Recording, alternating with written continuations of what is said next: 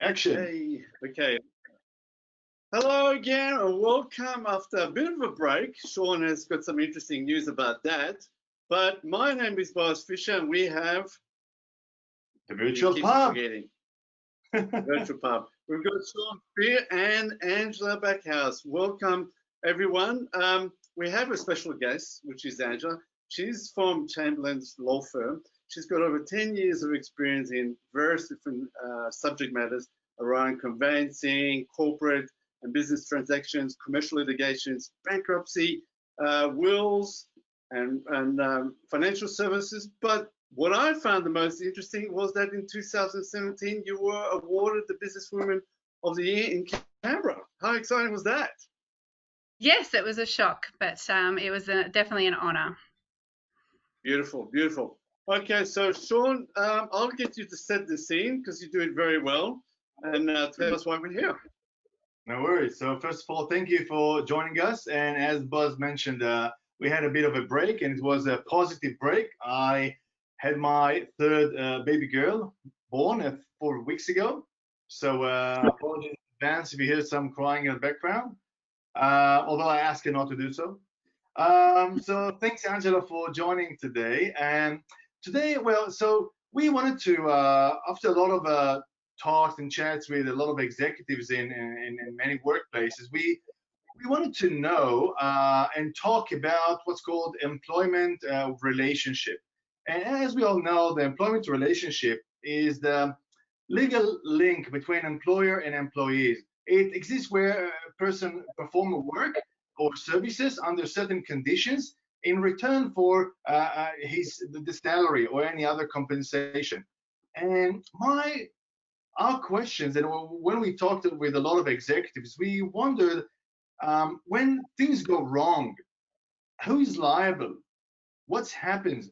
Who is responsible for things not going the way they should go or the wrong direction? Who is responsible? Who is accountable when things not going as planned? So I understand that you are an expert in the area. So let's go. Cheers. Cheers.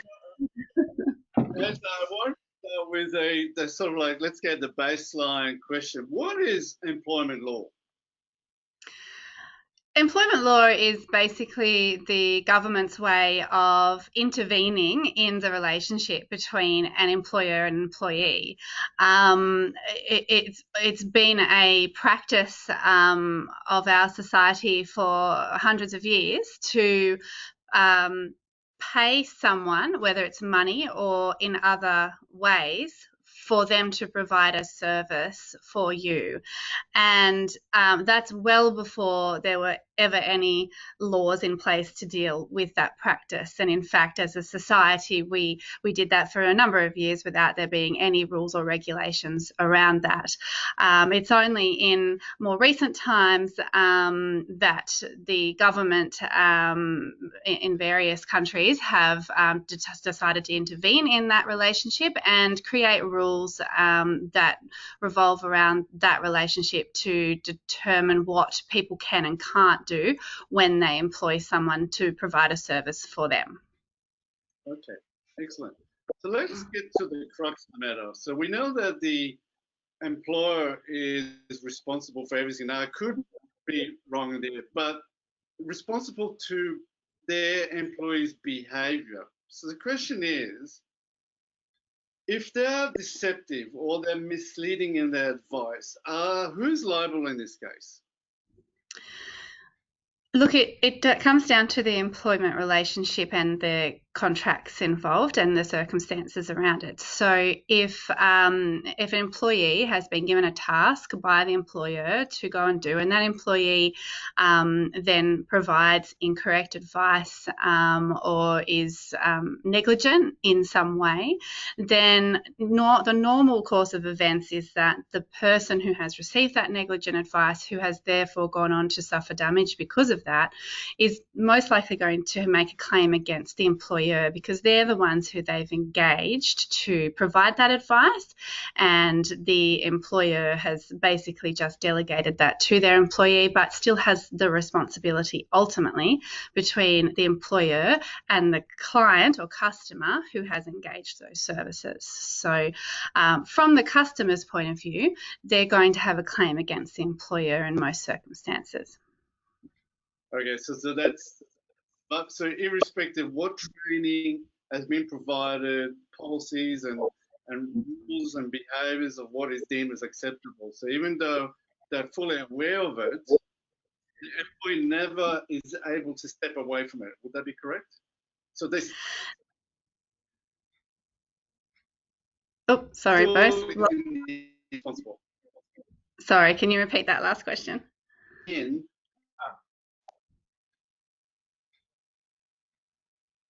So we probably. So I was saying, based on what you just said, so go ahead there, Sean. Yeah, so I think what Boaz means that accountability from the individual, irrespective where they understand or didn't understand what the organizations instruct. So there's obviously going to be different outcomes depending on the specific circumstances. If an employee has been so reckless that they have gone completely outside of the rules and requirements of the employer, of which they were well aware of and trained in and that kind of thing, and essentially stepped outside of what is or should be their role as an employee, then they could potentially find themselves personally liable to that customer for the conduct that they've engaged in. The reason that often the customer or client won't necessarily pursue the employee for that is because normally they'll look at the employer as being the one who's likely to have more money to pay a claim for damages and likely an insurance policy to cover it as well, whereas the employee is going to be less likely to have the funds to compensate them. And so therefore you don't see many claims there, and as well as there being that extra hurdle that would have to be met in order to prove that the employee has been so reckless that they just completely disengaged with the requirements of their employer and went off on a completely different tangent. And that's a pretty high hurdle that the customer or client would need to satisfy. That's not to say that if a claim was made by the customer against the employer, there's a separate issue there between the employer and employee. If the employee has done something that's so significant that they've caused financial loss to their employer and they've gone outside of the rules and regulations and requirements of their role, they've not complied with the internal policies, procedures and requirements and directions, then there's definitely going to be a course of action between the employer and employee in terms of their ongoing employment, and that's going to be a separate issue. Is the engagement factor a major factor in that scenario? For example, if the employee did something on purpose or by accident? That's always going to be a factor, because if they've done something intentionally, then they're probably doing that intentionally to harm either the customer or their employer, and that's going to be a very relevant factor. It could even be to the extent of it being considered fraudulent, and that becomes an even more serious matter as well. Okay, so I've got a question which relates to the fact that when an organization hires new people, they often don't realize that they're bringing potentially some confidential information with them from the previous organization. How is that dealt with typically? So it's really a question about the relationship between the former employer and the employee, and what they are and are not permitted to do once they've left that employment and gone somewhere else. So if the former employer feels like there is an issue, the first point of call is going to be seeing whether they had anything in their contract of employment with the employee which actually prevented them or prohibited them them from either taking that information or disclosing that information to somebody else. Good employment contracts will include clauses such as confidentiality provisions, intellectual property provisions, and sometimes restraint clauses as well. And all of those clauses are going to be very relevant in those circumstances. Now, if it's to the extent that they've actually taken intellectual property from that employer and then gone and used that in their new job, there is a potential claim between the two employers for use of intellectual property, but the former employer will then need to establish that they hold intellectual property in that particular asset, whatever it is, and that comes into IP laws, which I'm not going to go into any detail because it's not an area that I cover. But there is a potential claim there, particularly if the new employer receives that IP knowing that it was used by the former employer and still goes ahead and uses that. Yeah, Sean, you had a question. Sorry about that. So obviously, during this session, we tried to focus on the business side that tried to protect itself against harm that potentially can come from the employees. I could say I'm a developer. I'm working with that company since it was established. I'm one of the founders, although I didn't put $1 into that. I didn't invest, but I was hired, and I helped the organization to grow. My code, my thinking, my methodologies, my creative mind brought the company to that value. Now they're letting me go. What the organization should do in such a situation where, in one hand, they know this is a very valuable, valuable in terms of knowledge employee, but also he becomes very powerful, that he's basically holding a lot of keys to the kingdom. So how organization should protect itself? In one hand, it works in one direction to empower and encourage the employee to be more creative, to contribute more, and of course it can come in the form of salary, or other incentives.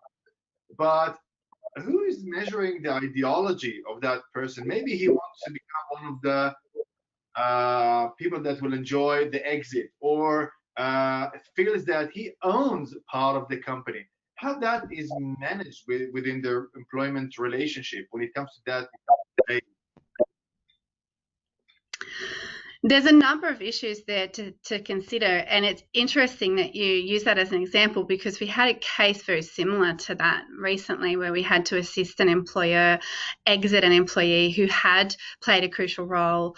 Well, the question of how crucial they had been was an area of dispute, but the employee believed they played a crucial role in building the business and making it what it was.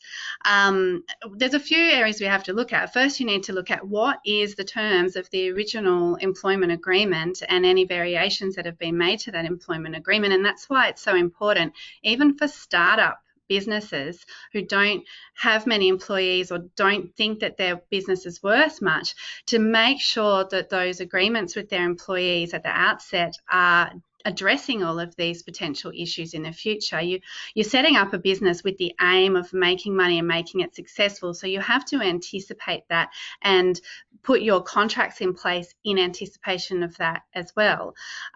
You might say, look, there's no point in putting a restraint in here because they're not going to do any damage to my business. There's not much business here. But in 5 years' time when they leave, that can be a completely different story. So your contract that you have with them is going to be completely vital to how you then deal with this going forward. There's a different element to it, which is managing the expectations of the exiting employee. If it is that you've set everything up properly and it's clear in the employment arrangement that this employee is not entitled to any interest in the business, and all they're entitled to is your standard termination payout in accordance with the legislation, whether it's redundancy or otherwise, you've got to manage the expectations of the employee. And so there could be circumstances where the employee is saying, yeah, but I contributed to all of this and I should be compensated for that. And otherwise I'm going to jump up and down and cause problems.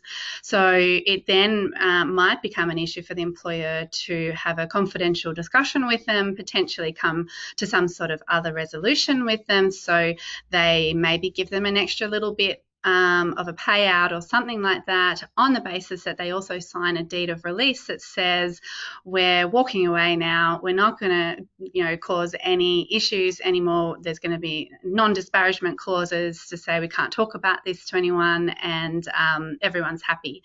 And that can, even though it might cost the employer more than legally they're required to pay, it can give them that knowledge that this issue has now gone away, everyone's happy, and we can move on. I'm halfway. We're halfway the session. Well, actually, you answered the two questions, which is basically when you onboard employees and when you terminate employees. So there's got to be an expectation, but also some form of signing of a deed when they leave, of can and can't claim. What about trusted business partner, like third party, that have may have access to the organization's trusted sensitive assets and so forth? Would they be dealt in the same manner like you would do with an employee? Are you talking about someone who's actually part of the ownership structure of the business, or someone who's a third party? Third party contractor that provides services, consulting. Well, that then comes down to the contract of services that you have.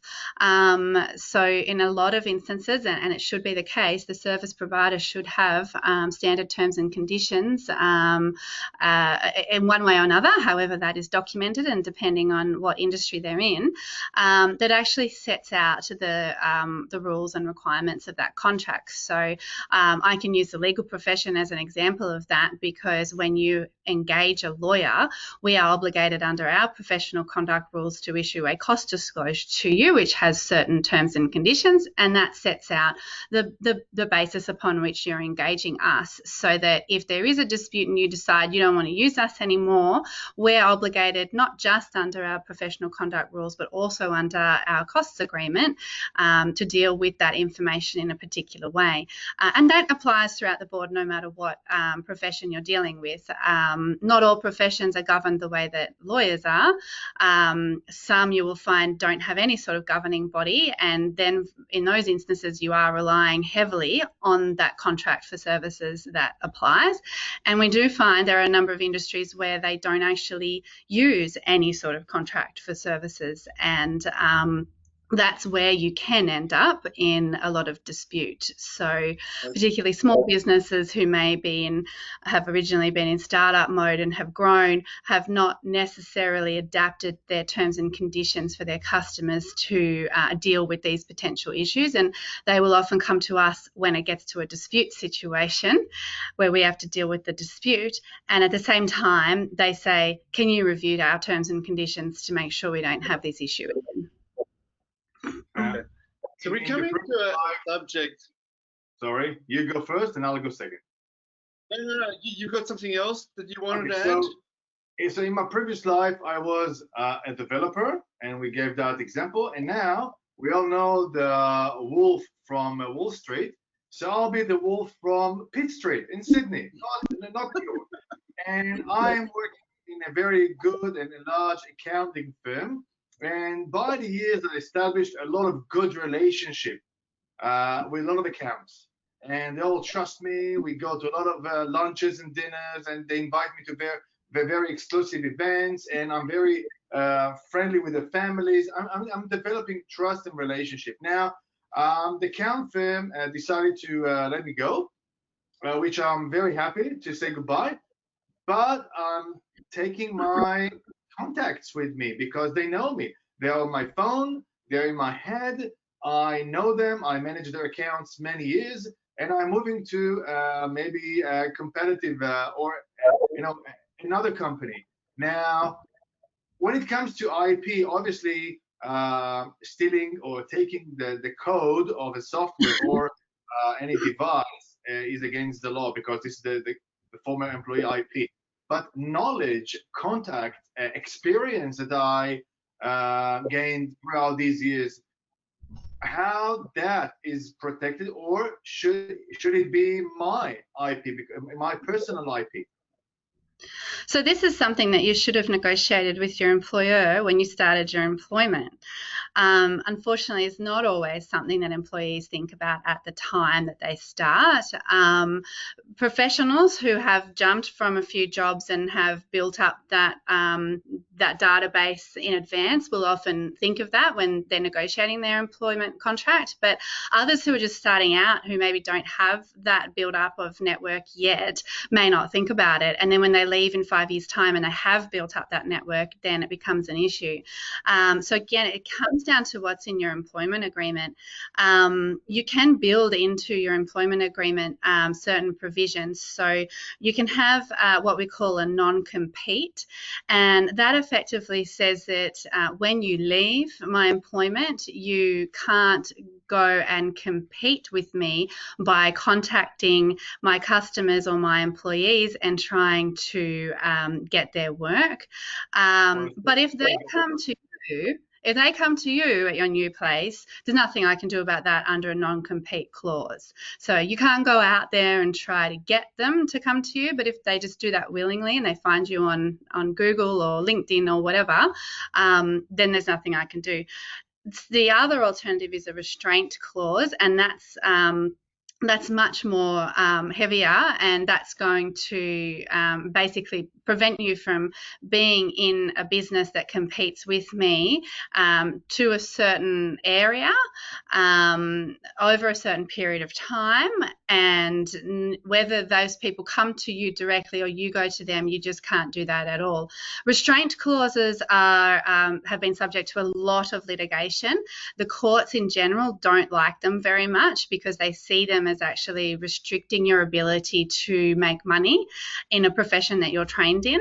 So it's very important when you're putting a restraint clause in from an employer's perspective that restraint is actually going to be a reasonable one that can be enforced by the courts. And that's why we do recommend when you're putting restraint clauses in a contract that you get legal advice in relation to that to make sure it is going to be enforceable. Well, I wish we could have that device from Men in Black, that whenever you leave the organization, you look at that for 3 seconds and damn, you don't have to eat again. Yeah. I have a question. Let's actually more. Actually, I may get Sean to paint the scene, but organizations are going more and more by gathering evidence about what their employees are going to do. The question is, what is deemed as evidence? Because now with technology, you can actually capture their actions. You can see what they're doing on the screen. This has been done in so many different ways. What is deemed as evidence that you could actually take to court and say, look, he did something that we purposely or asked him not to do, and yet we've got evidence that he or she did that? Look, it's really important. Who's got the right?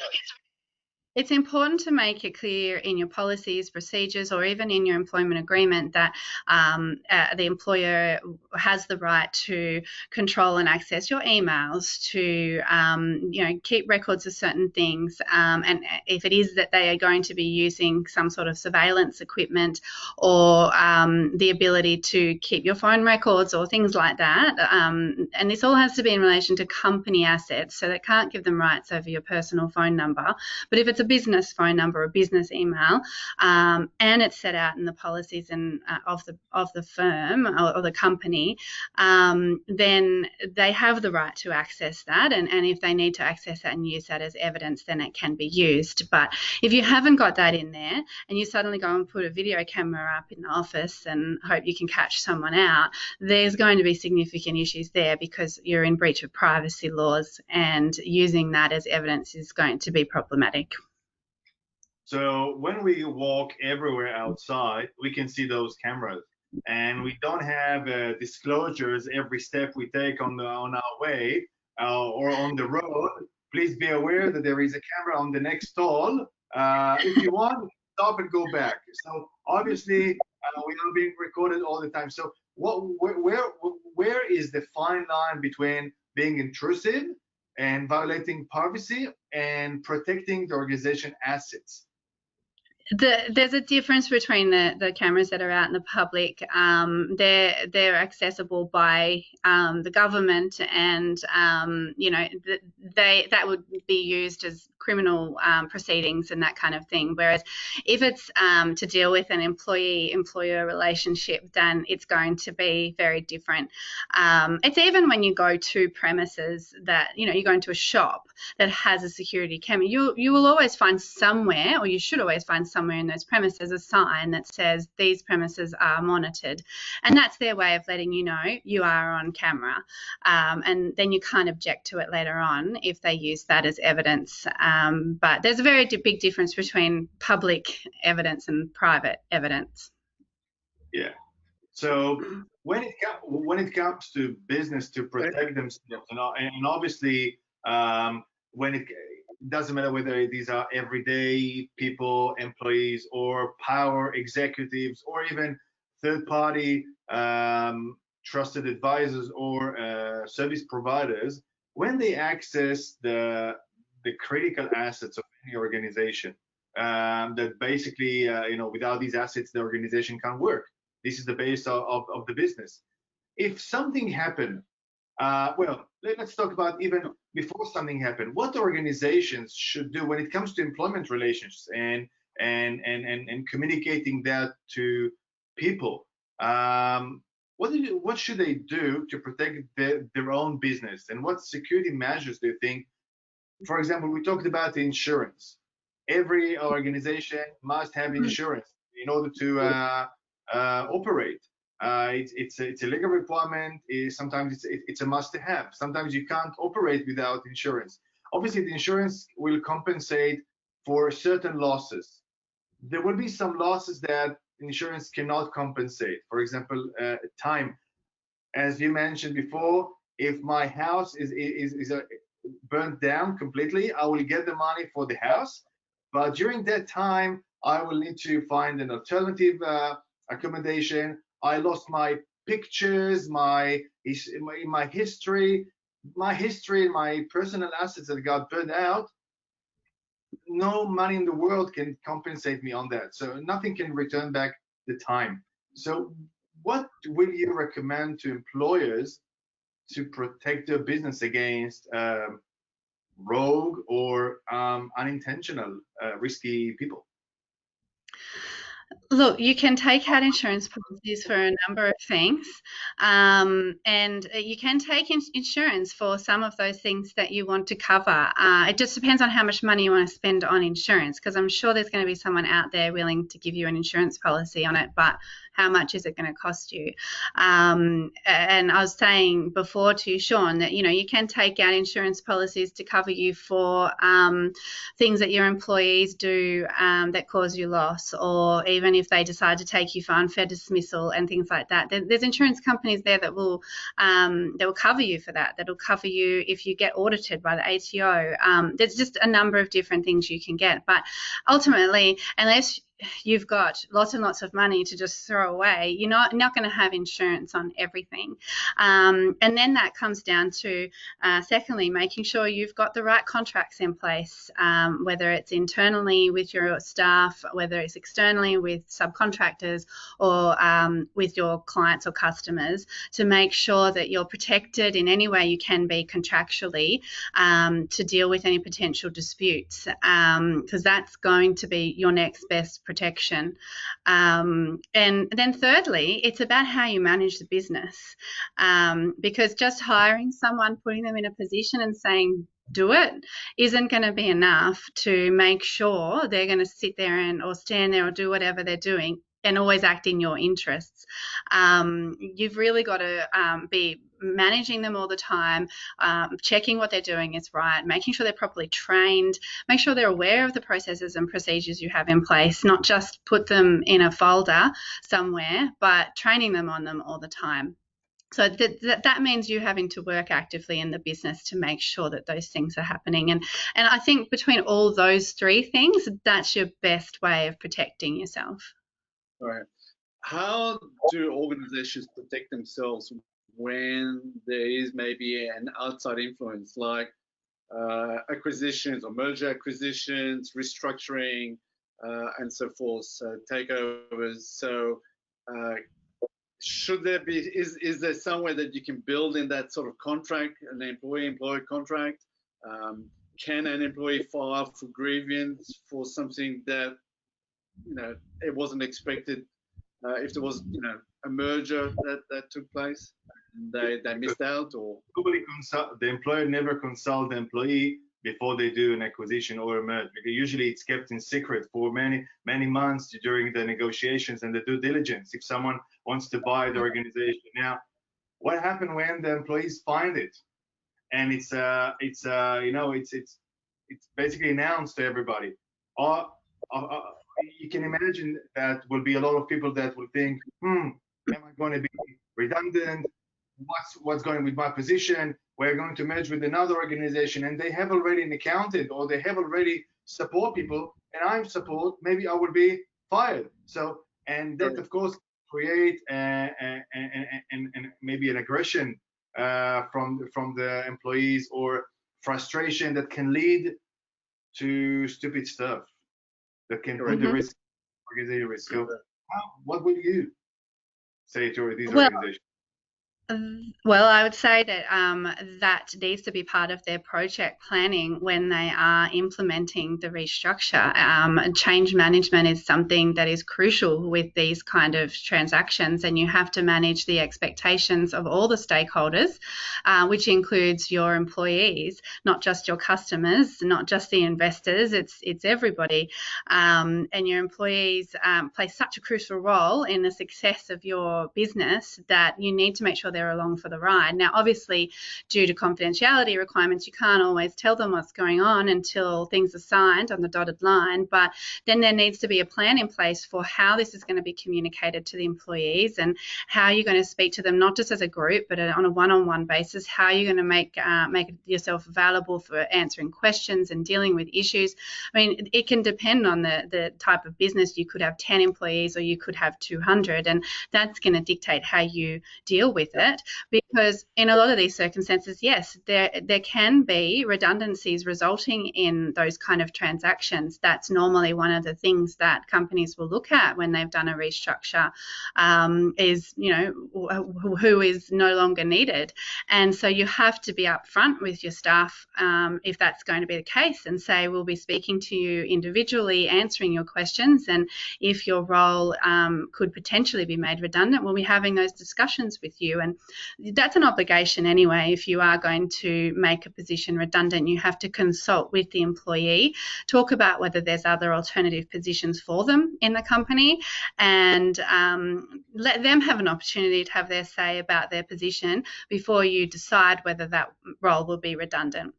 And if you follow all those rules, then you can do a genuine redundancy, and provided you pay them out the amount that they're required to be paid, then you followed all of the rules, and then you've got to maintain a communication with the ones who have stayed to make sure they understand why you have made the decisions you've made. Angela, I have 2 statement questions for you. Very tough. One, will you say that people are the biggest asset to an organization? Yes, I would, definitely. Would you say that people are the biggest risk to organization? Absolutely. Where was the case? Angela, just in closing, are there any questions that we should have asked you but haven't? Is there any last words? I could talk about employment law for hours, and there's so many different topics when it comes to employment law. Every case that walks through my door is different, and you never have the same case and the same issues, but there are so many issues that arise with employment law. You're not only dealing with disgruntled employees who have been dismissed, but you're dealing with employment contracts at the happy time when they're about to start a job, or you're dealing with assisting clients with preparing or improving their precedents and their policies and procedures.